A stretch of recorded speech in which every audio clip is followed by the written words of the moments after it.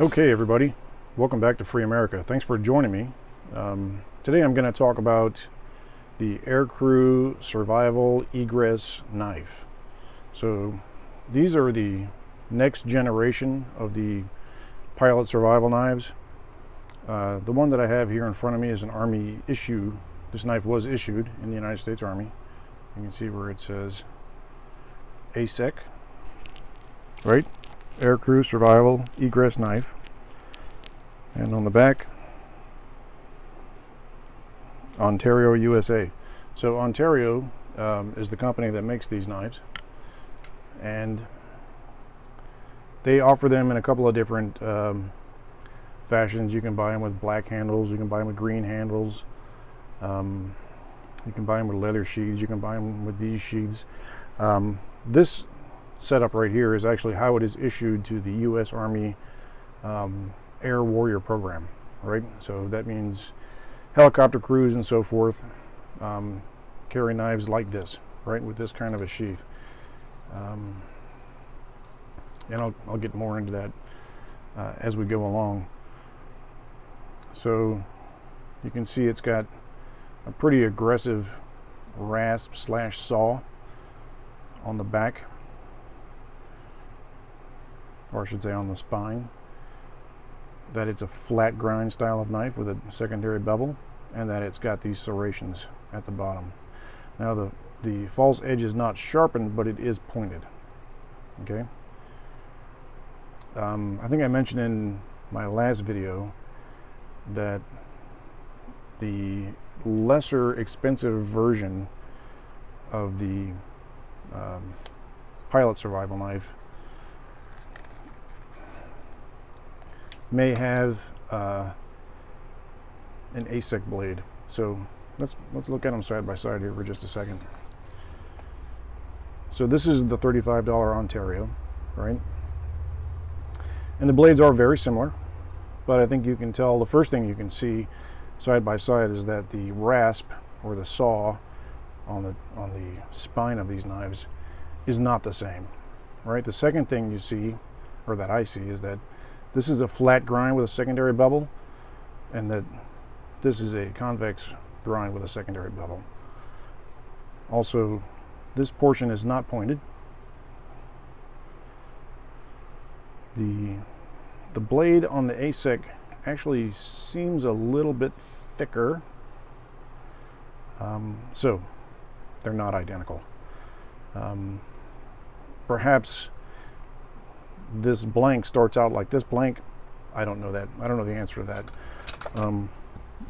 But I did decide to take this knife, put a little work into it. So I sharpened the edge on this knife, and it now has a very respectable edge. This is 1095 steel. I also oiled this sheath quite a bit. I added some cordage, and I also added a ferro rod in the same pouch with a stone. I needed to stretch it a little bit, but it worked. So for $35, you can put a little bit of work into it, make it a absolutely acceptable knife. So back to what we intended to talk about, which is the ASEK, right? So obviously this ASEK is made by Ontario.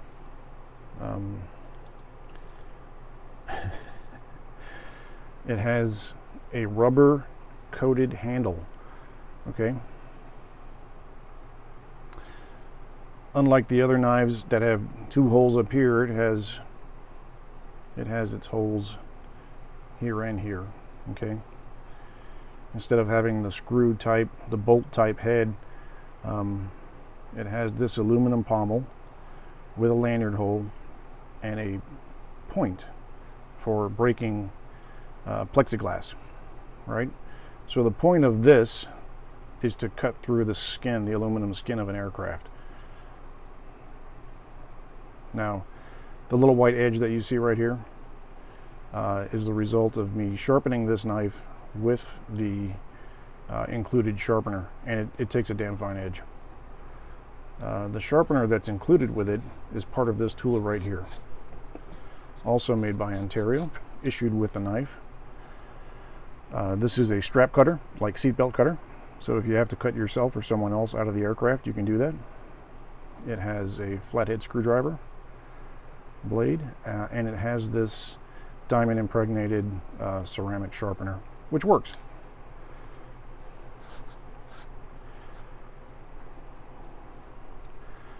So you'll see this sheath has these straps right here, which I just put on, so you can see how they work. These are designed to strap the knife to your calf and ankle, which I will show a picture of.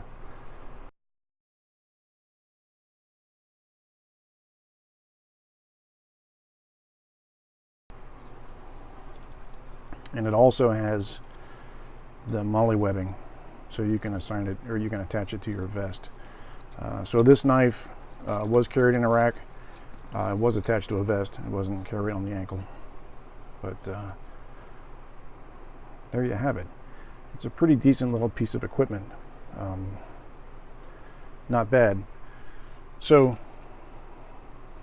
let me pull this aside for just a second. There's another version of this knife that's made by Gerber.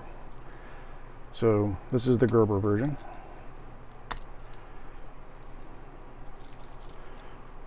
And it's pretty stiff in the scabbard. So the scabbard is good hard plastic / Kydex scabbard. This is a tension holder, and it's got the 2 straps. It's also MOLLE adaptable. And this thing right here, see if I can get some light in there so you can see it. This is actually your sharpener. So you take the sheath webbing off, stick it in there and draw it through, and that's how you sharpen it. Now I haven't done that. I haven't needed to, because straight out of the box, this has been a very respectably sharp knife.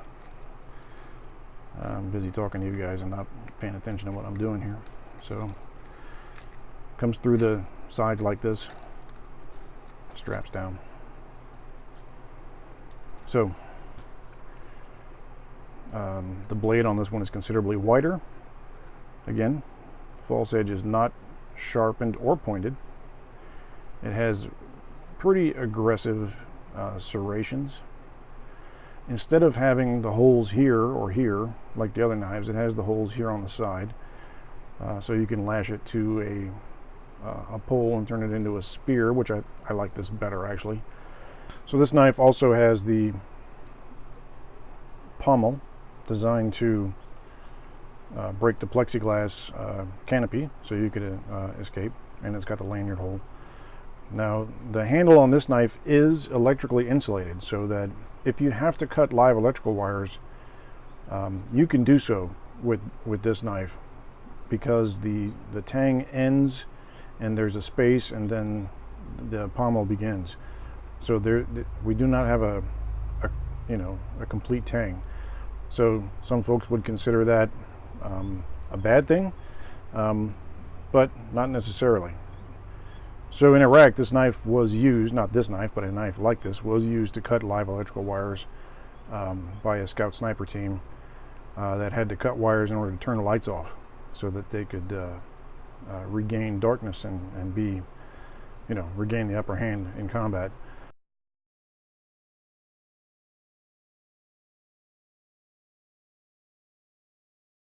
So this knife has a rubber coated handle, but it is not electrically insulated. So if you cut electrical wires, live electrical wires with this knife, you might have a bad day.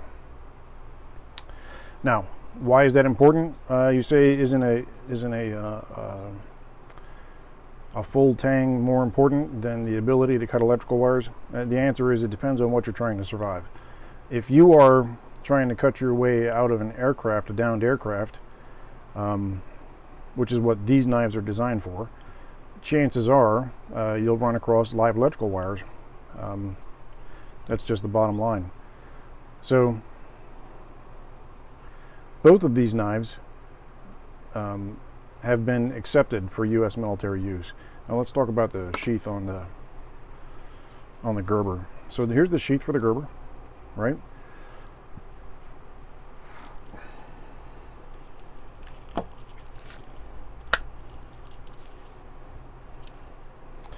This knife, it has the friction lock and it has the 2 snaps. It also comes with the seatbelt cutting tool. This one is in a separate pouch.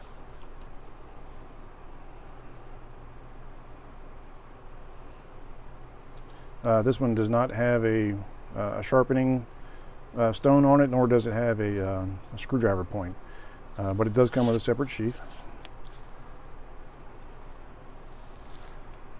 It also comes with, let me see if I can find them here.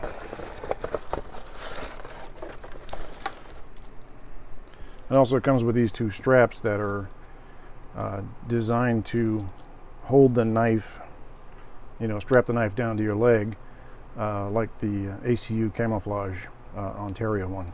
Obviously, I'm not using those. That means that doesn't do anything for me. I don't generally strap knives down to my leg. So, let's take a look at the 2 knives side by side, shall we? Again, here's the Gerber. Here's the Ontario. Obviously, the Gerber is much thicker, right? The tangs, or excuse me, I should say wider, right? The thickness of the blade stock is about the same. Length is roughly the same.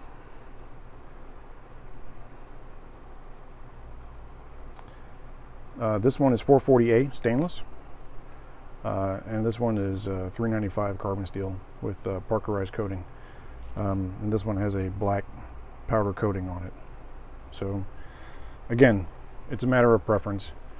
You know, when you're dealing with survival knives, what is it that you're trying to survive, and you know, what are the things that you need in order to accomplish that mission. So I want to thank you for joining me this afternoon. It's been a while since I've made videos. It's been a pretty busy time. That's not an excuse, it's just the truth. Oh, the other thing I meant to mention, both of these knives are ambidextrous. They can go into their sheaths either way, right? It's entirely up to you how you want to carry it. Now this one does not have the friction lock, right? So without the straps, it'll fall out.